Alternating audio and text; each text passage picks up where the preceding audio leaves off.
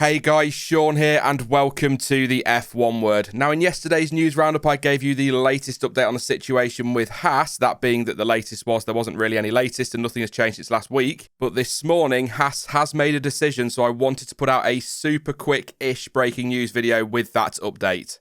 So last Friday, Haas removed the Ural-Kali sponsorship from its car and ran with an all-white livery during the final day of the Barcelona test, and Gunther Steiner said a decision would be taken on the sponsor's future and the future of driver Nikita Mazepin this week. And this morning, the team released a statement which read, Haas F1 team has elected to terminate with immediate effect the title partnership of Ural-Kali and the driver contract of Nikita Mazepin. As with the rest of the Formula One community, the team is shocked and saddened by the invasion of Ukraine and wishes for a swift and peaceful end to the conflict.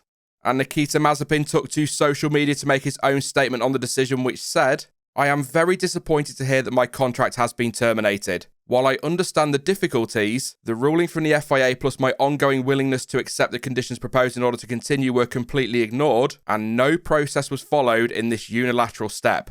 I have treasured my time in F1 and genuinely hope we can all be together again in better times. I will have more to say in the coming days. So that's the decision then. Mazepin and the title sponsorship are gone. Interesting to read in Mazepin's statement that he was willing to sign that driver commitments agreement that the FIA put out yesterday. Now, inevitably, attention will turn to who takes that second seat alongside Mick Schumacher for 2022. As mentioned yesterday, Pietro Fittipaldi is currently the favourite following comments made by Gunther Steiner in an interview with Bob Varsha, where he said that if Mazepin could not drive, the first call will be to Fittipaldi. The Brazilian does have some F1 experience, of course, having filled in for Romain Grosjean during the final two rounds of the 2020 season following the Frenchman's crash in Bahrain. And given how little time he had to prepare and the limited running he'd done, I actually think Fittipaldi did an alright job, finishing 17th in Sakir and 19th in Abu Dhabi. Doesn't look great on paper, but his far more experienced teammate Kevin Magnussen finished 15th and 18th respectively. He was only 3/10 off in qualifying in Abu Dhabi as well. It looks like a hefty gap, but it was only his second weekend in that car. Ultimately, though, he finished both races and wasn't all that far off his teammates, so I don't think he's a bad choice. He is also well integrated into that team and will already have a good working relationship with everyone. And of course, potentially crucially, have some knowledge of that 2022 car. It all makes sense. But Antonio Giovinazzi is another one that is, according to rumours at least, high on the list of possible replacements.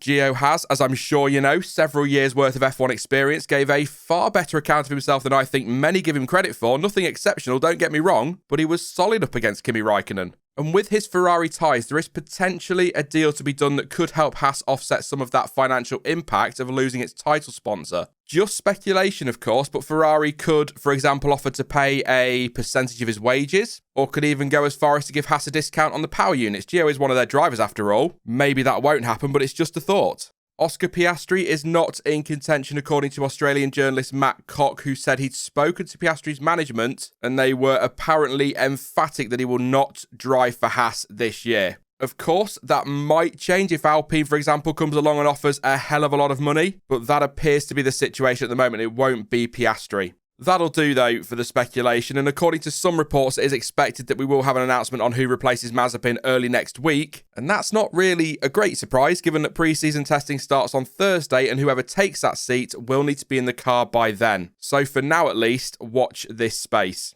That is it for this quick-ish news update, but let me know who you think Haas will put in that second seat alongside Schumacher for 2022.